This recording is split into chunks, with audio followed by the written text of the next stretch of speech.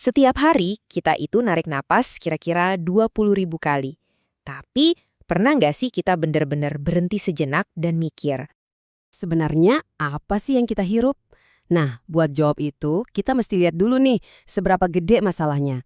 Dan ternyata ini bukan cuma soal lingkungan loh. Ini tuh lebih dari sekedar isu lingkungan. Ini rantai sebab akibat yang langsung nyerang tubuh kita. Coba lihat deh, aktivitas kita bikin polusi, polusi itu masuk ke badan kita, dan ya, kesehatan kita yang jadi korban. Sesimpel itu, tapi ngeri kan? Oke, jadi apa sih sebenarnya yang bikin udara ini bahaya banget? Yuk kita kenalan sama biang keladinya, namanya PM2,5. Jadi PM2,5 ini, kuncinya itu ada di ukurannya. Kecil banget, kurang dari 2,5 mikrometer. Biar kebayang ya, itu tuh 36 kali lebih kecil dari sebutir pasir. Justru karena ukuran yang super kecil inilah, dia jadi super bahaya. Nah, di sini kita bisa lihat kenapa ukuran itu penting banget. Jadi gini, sistem pertahanan alami tubuh kita, kayak bulu hidung gitu, itu nggak bakal sanggup nyaring partikel sekecil ini. Hasilnya, dia lolos gitu aja, masuk, terus ke dalam paru-paru, nembus alveolus, dan bahkan bisa ikut ngalir di pembuluh darah kita. Serem kan? Dan begitu dia udah ada di dalam badan kita, dampaknya, wah, luas dan serius banget. Mulai dari masalah pernapasan biasa, kelahiran prematur, sampai resiko penyakit yang mematikan kayak kanker. Ini bukan lagi sekedar ancaman, ini udah jadi kenyataan buat banyak orang. Tapi ada yang menarik nih, tingkat polusi ini ternyata nggak konstan seharian. Ada ritmenya sendiri, semacam tarian harian yang nggak kelihatan, tapi terjadi di sekitar kita setiap hari. Percaya nggak? Udara juga punya jam sibuknya sendiri. Dan puncaknya itu pas banget sama jam sibuk kita di jalan. Coba lihat deh grafik ini. Sekitar jam 7 pagi, wus, polusi langsung naik drastis. Ya pas kita semua lagi berangkat kerja. Tapi pertanyaannya, kenapa pas malam hari, pas jalanan udah sepi, kok tingkat polusinya malah naik lagi? Nah, buat ngerti ini, kita harus lihat sebuah fenomena atmosfer yang jujur keren banget. Jawabannya itu ada di atas kepala kita, di atmosfer. Coba bayangin deh, ada semacam tutup nggak kelihatan di atas kota kita. Pas siang hari, karena panas dari matahari, tutup ini naik tinggi. Jadi polusi bisa nyebar kemana-mana. Tapi, begitu sore datang dan udara mulai dingin, tutup ini mulai turun lagi. Nah, siklus harian inilah yang ngejelasin semuanya.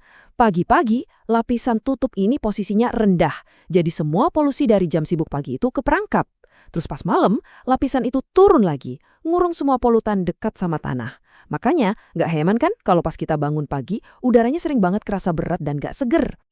Oke, mungkin sekarang kalian mikir, gampang, tinggal masuk aja ke dalam gedung atau rumah, pasti aman.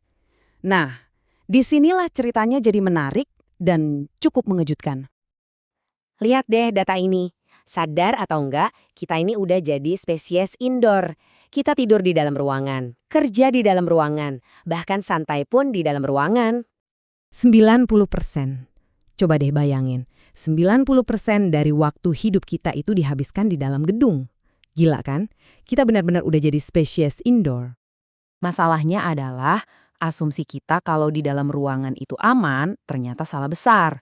Tembok dan atap rumah kita itu ternyata nggak cukup kuat buat ngelindungin kita. Dan ini dia faktanya. Si penyusup tak kasat mata ini, si PM2,5 itu, dia nggak berhenti di depan pintu. Dia ikut masuk bareng kita ke dalam. Apa yang ada di luar, ternyata ada juga di dalam. Oke.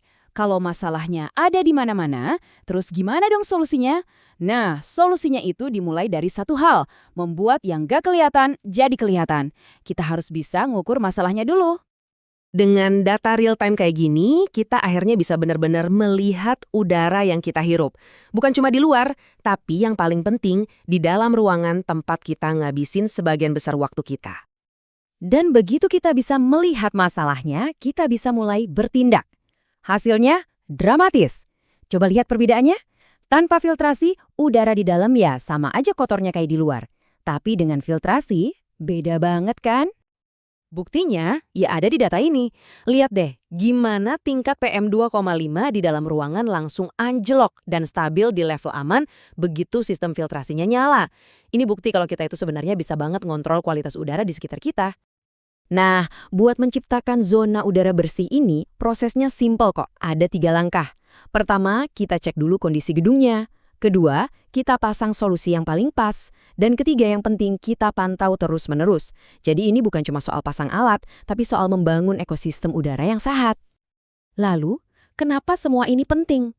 Apa sih manfaatnya di dunia nyata?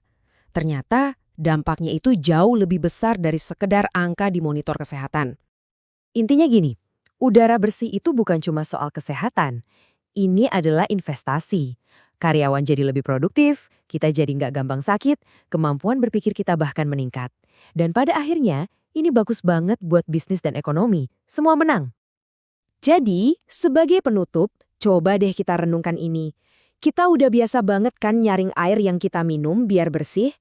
Nah, kenapa kita nggak melakukan hal yang sama untuk udara yang kita hirup?